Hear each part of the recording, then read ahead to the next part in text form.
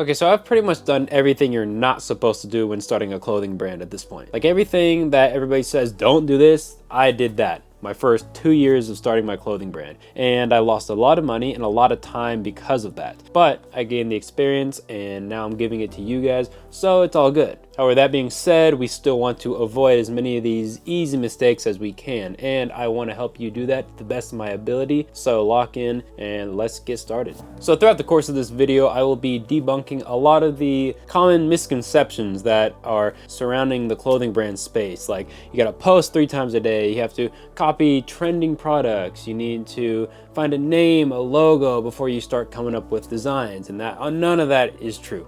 Some of that has merit to it, sure, but none of those really paint the true picture of what it takes to run a clothing brand, and none of that really matters if you don't have a very solid brand identity, and I'll get into that right now. Now, before I get into all that, I need to explain kind of who I am and why I even deserve to be giving you advice in the first place. I mean, trust me, I wouldn't be giving this to you if I didn't make these mistakes myself and know how to fix them and know how to avoid them. So my name is Tyler. I've always loved movies, video games, pop culture in general. I've always been a huge nerd, and I'm really proud of that actually, because I wouldn't have it any other way. Because if I didn't love these things as much as I did, I would not have the brand and the life that I have. So I started cosplaying at around 17 years old, and I enjoyed it so much that I went to school for fashion design and soon realized that that wasn't really the path for me, and I transferred schools, went to business, sought a business degree, and also saw that that was not the path for me. And so I was a bit lost for a few years, trying to make different things work, do different kind of career paths, or start different businesses until I kind of came back around to fashion. And that's when I started my brand Phoenix. This was around 2023. Yeah, it was not always off script. It was Phoenix at first for around 2 years. And at first it was an anime inspired streetwear brand, and there was a lot of those and I didn't really know what I was doing. So I did a lot of the kind of hype edits or, the anime audios that you would see on TikTok around, 2023, 2024. And I got lost in the endless sea of edits and my brand pretty much died. I actually kind of gave up on my brand for about half a year because I was just so discouraged and I didn't think it would work. And I picked it back up around 2024. And then within a year, I was doing 27K in a month. And now I just did 41K in a month. Not even a month, in like 3 days. And it's because I stopped following all this basic advice and started kind of choosing what was right for my brand specifically and what was working at the time, because advice changes a lot. And that's why a lot of the advice is currently outdated. It might not be necessarily wrong, just does not apply in 2026. Maybe the video was made in 2024 and newsflash, it's not 2024 anymore. And so those methods do not work. And I'll be honest with you, I think marketing and running a clothing brand is honestly pretty difficult in 2026 because so many people have done like pretty much everything and it seems so oversaturated. But let me tell you, it is not if you know what you're looking for and if you know what to avoid. So let's get into it. So number one is kind of this term that, I've kind of developed called the perfect name fallacy. So what is the perfect name fallacy? So it's a little bit similar to shiny object syndrome, except it's kind of the next step in the process. The shiny object syndrome is where you basically see all this success, the Lambos, the penthouses, the high rises, all that stuff, and you get into it for the money and the fame and the status. But I would say perfect name fallacy is when you actually do have the passion, you actually want to create something real, but you're so just kind of bogged down by all the, you need a logo, you need a name, you need colors, you need a Shopify store, you need a domain, you need a patent, or you need a trademark, you need all this stuff, and that's all fluff. A business is a vision, it's a form of expression, it's a way that you see the world. It's not just clothes on your back, because at the end of the day, clothing is just fabric. I know that sounds kind of blasphemous to say, I'm in the clothing brand space and that's kind of my life, but it's true. At the end of the day, this is just fabric. I mean, it's not like it's gonna cure cancer or anything, but clothing means things to people. It means a lot to me, and the clothes I make mean a lot to me, and they mean a lot to other people. And I've made sure of that by my marketing and the way that I communicate my brand and the way that kind of I see the world. That's pretty much how I have built my brand. I have kind of manufactured it and engineered it in a way that it perfectly illustrates all the things that I hold valuable and the passions that really drive me to create the things that I do. And I was following the get all these things. That's the reason I went from 2023 to pretty much the end of 2024 following really bad and outdated advice, and my brand went nowhere.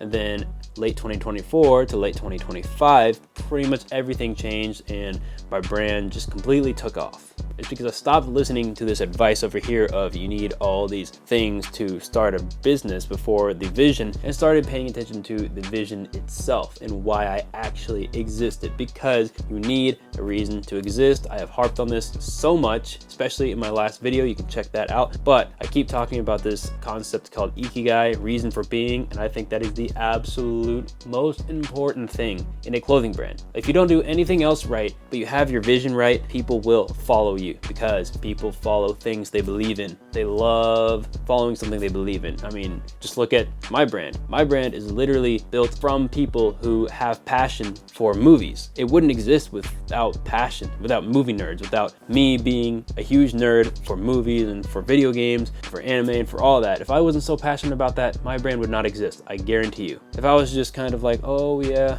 I don't know, Fight Club, it's kind of cool, so I made this jacket. It's like, no, I actually did that and people could tell that I wasn't authentic. I made this jacket, a Tyler Durden jacket, and I was like, oh, this is so sick, but they could tell that my heart wasn't in it. That's something people don't even realize that they can tell. They can smell authenticity and inauthenticity very, very well. And so again, if you don't have anything else right, start with your reason for being. Now, lie number 2 is find a winning product and pretty much just copy it or re-engineer it. And this is not what I mean by the 3% rule, which again, I talked about in the last video. The 3% rule is taking a product that already works, tweaking it 3%, but that's not how I mean it. I don't mean take a hoodie and then like make it shorter or make it longer. I don't mean that at all. I don't just mean tweak something by, making it pretty much the same, because that 3% that you change matters a lot. To understand what I really mean, look at Virgil Abloh and his deal with Jordan. Yeah, he took the OG Jordan 1s, the Chicagos, and basically put the tag on them, put his logo on them, and he made it very recognizable, yet he kind of added his flair or his kind of spin on it and made it very unique to him. So if he had taken the Jordan shoe and made the swoosh, I don't know, a dark blue, or made the swoosh a little bit higher, it's like he wouldn't have had the same effect that he did.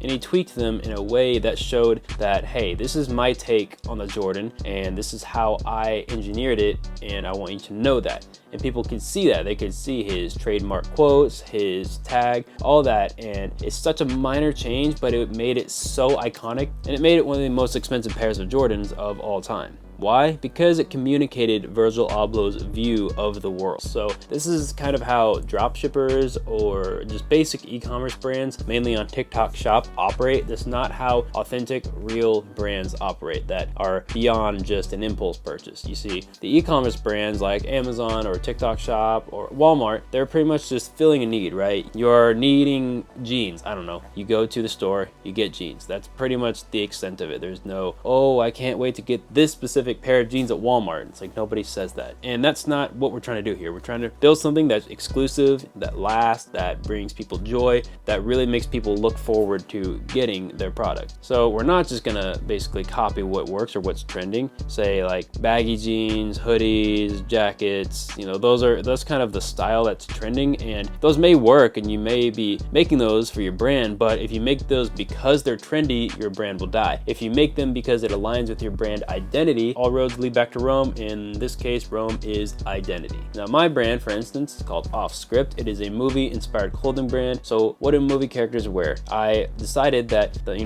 number one most iconic thing that they wear are jackets. Actually, this is a version of Indiana Jones jacket, and I wear this just because I love it. I'm not a LARPer. I actually do love these jackets so much that I literally bought pretty much the same thing from the original makers, by the way. I think it's pretty awesome. And I love jackets so much that it's pretty much 70% of my products. And so I'll take Tyler Durden or Indiana Jones or Maverick, or not making them replicas, not making them cosplay, but in making them align with this off-script identity or, you know, character or vision that makes it so that they're kind of one of one, specific to my brand and my brand alone. That's how you want to be. If you're making baggy jeans, then fine, but don't make them because you guys saw a video that got 3 million views about some baggy jeans. Make them because you love baggy jeans, you actually wear them, and you want to make your own version of them. So create for longevity, for legacy, for vision, rather than trends and hype. And line number 3, in my opinion, the most ridiculous, is that this is a get-rich-quick scheme. It is not. Let me tell you, if it was a get-rich-quick scheme, I would have been rich in 2023 when I started my brand, but it's not. It takes a long time. I told you in the beginning, it's hard, it's difficult, it's not for the faint of heart. That is very true still to this day. You're gonna have to work and work and work and work, see no profit, see no progress, just feel like you're going backwards, you're losing money, you're insane, maybe everyone's right about you, maybe this doesn't work out, maybe you were stupid and you're just wasting your money and now you're broke for no reason, and maybe you should just quit. You're gonna feel that probably every day, and that's your brand testing you, and that's God testing you, asking you that question: do you really want this? Not do you want the cars, or do you want the apartment, do you want the high rise, but do you want this lifestyle? Do you want this brand? Do you want to tell people, hey, this is how I see the world? And do you want to make clothes that you wish existed in your own closet? And I can't answer that for you, only you can answer that. I can help you get everything else, pretty much everything else I can help you with, I guarantee you. But that one question is up to you, man. Now, me personally, I didn't see a dime of profit for my first 2 years in making this brand. I was literally working at a warehouse and delivering furniture for 2 years, and I was in school while doing this brand, and then finally saw some profit in 2025.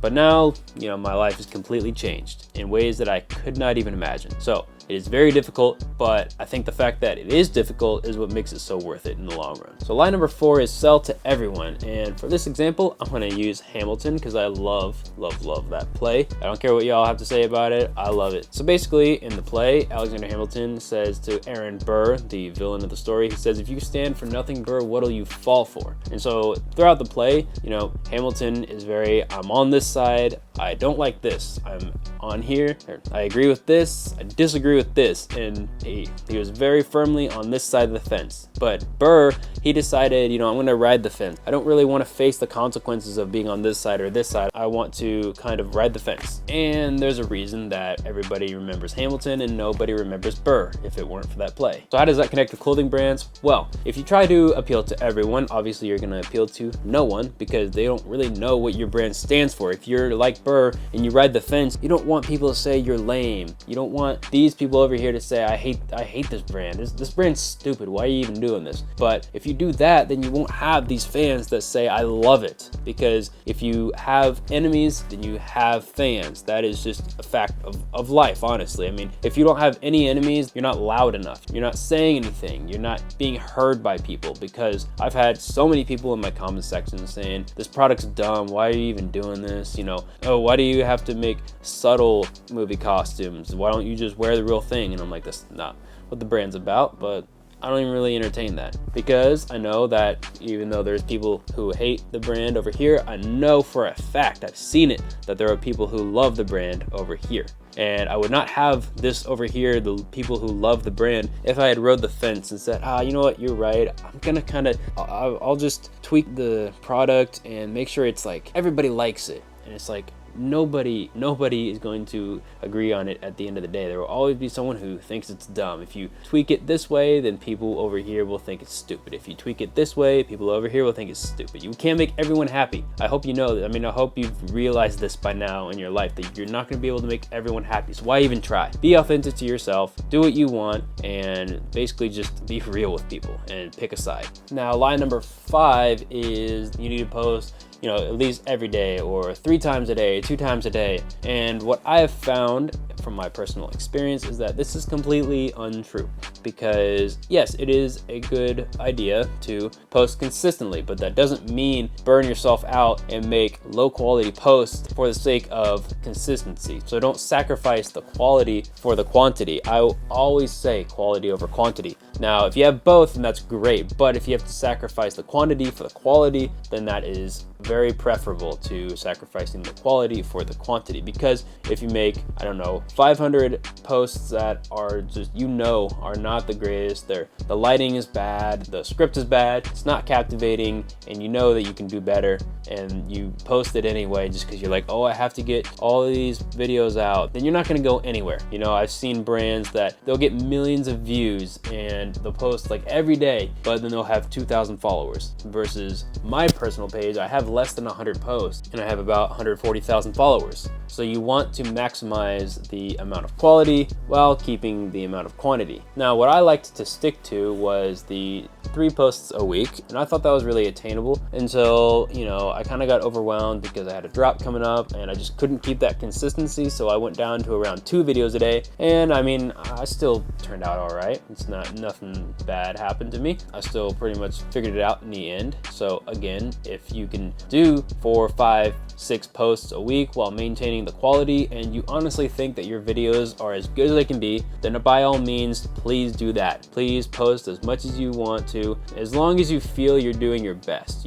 I'm not gonna ask for you to make perfect videos, because I don't even know what that means, like a perfect video. Just because a video gets 1 million views doesn't mean it was a good video. So you want to basically do as well as you can, make videos as good as you can to the best of your ability, and if that means that you can only make 2 a week, then that's completely fine with me. However, if you're going to do 2 a week, then stick to 2 a week. If you say to yourself, I'm going to make 2 videos a week, I'm going to spend around 5 hours a week filming, and then 10 hours or 20 hours a week editing, and then make 2 videos a day, then stick to that regimen to the best of your ability. Because yes, if it comes down to it, quality over quantity, but as I said, you're not going to grow on Instagram if you don't consistently post. So if it goes, I don't know, 2 weeks to 3 weeks and you haven't posted anything, it will definitely hurt your reach. This is from experience. I don't really post that consistently anymore because I have a following and I'm also focusing on my brand page, but that really has hurt my views, and that's kind of how it goes. I'll be fine. I'm not going to lose a ton of followers, and I'll keep posting eventually, and then I'll pretty much get all the followers back that I've lost, and I'll be fine. But for you who don't have a ton of followers yet, you're going to need to sacrifice some of your time, I don't know, doing other stuff to film videos consistently. As I said, this lifestyle is not a get-rich-quick scheme. It's going to take a lot of sacrifice. You're going to lose friends. You're going to have people call you stupid or crazy or insane, and you're going to have people pretty much question you the rest of your life. I still have people who look at me like I'm crazy, and I've proven time and time again that this thing will work, but people still just kind of don't understand the mindset of taking these huge risks. Like I doubled my inventory last collection, and I was going to spend about $7,000 on it, and then I ended up spending around $15,000 on it, and I still sold out and everything was fine, but I still had people saying like, you're crazy. So if you can just block all of that out, stop hanging out with your friends every night, stop going and watching Netflix every night, and if you spend that time making videos, I guarantee you, you will find a lot more consistency in your schedule. Because even if you work 9 to 5, you still have 5 to 9 to do whatever else you want. Sleep is optional in this lifestyle.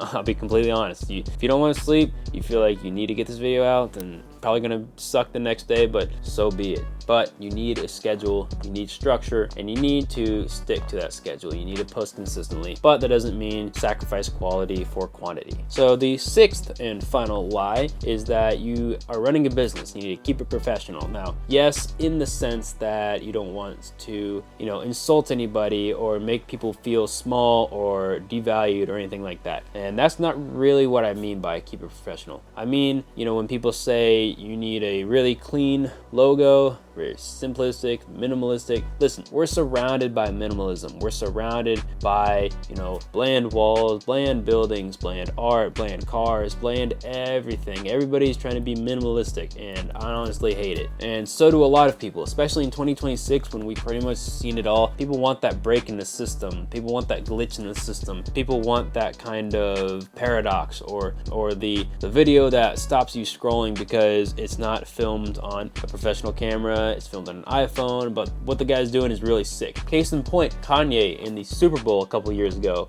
he spent $7 million on a commercial during the Super Bowl, and he didn't spend anything on the commercial. He filmed that in probably like 5 minutes, and he filmed it in an Uber on his iPhone, and the video was super grainy because it was at night. It was really pixelated. It was not good quality. There was obviously no script. Literally all he said was, we spent too much money on the commercial that we didn't get to spend money on the actual commercial, so basically go to Yeezy.com, yeezy.com, and that's it. And then he hit end video, and it made him millions. He made him probably, I think it made him around $20 million, that one ad, and all because it was a break in the system. You had all these really nice Liberty Mutual commercials, Bud Light commercials, Chevrolet commercials, and then you have this guy on his phone that is just yapping, and he's really incoherent, can't really understand what he's saying. He has that, like lisp because he has a grill on, and it's just pretty much just a guy who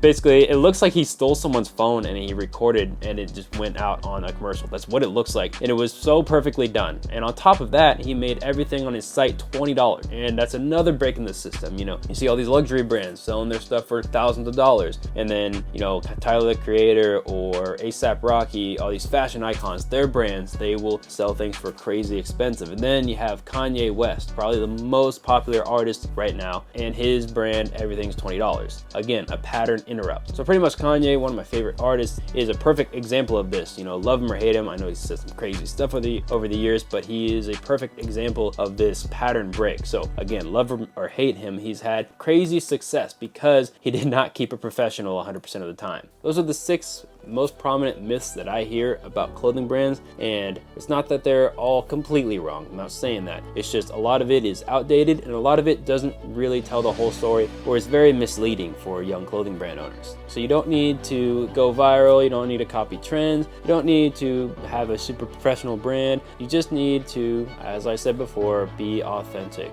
If nothing else, again, if you don't take anything else from this video, be authentic, be yourself, and don't fall for any of the negativity that you will definitely be surrounded with. If you can take these concepts and apply them, but then try to keep that central theme. Don't ever forget who you are. Don't ever go and do something that you feel is inauthentic to yourself. If you feel like you're doing this to basically please someone else or please the algorithm, then you need to reevaluate why you're doing it. You need to come back to this video, and you need to kind of start back at square one, which I have done multiple times, so it's okay. I mean, I start over all the time. I go back to what is my foundation, what did I set out to do from the beginning, and then from there I just kind of course correct, and then I turned out pretty well. And as I said, I've spent 2 years pretty much making every mistake in the book. I just want you to know that you're in a boxing ring, you're fighting Apollo Creed right now, and I just want to tell you that I'll be your Mick, basically. I'll be in that corner, I will be cheering you on every step of the way,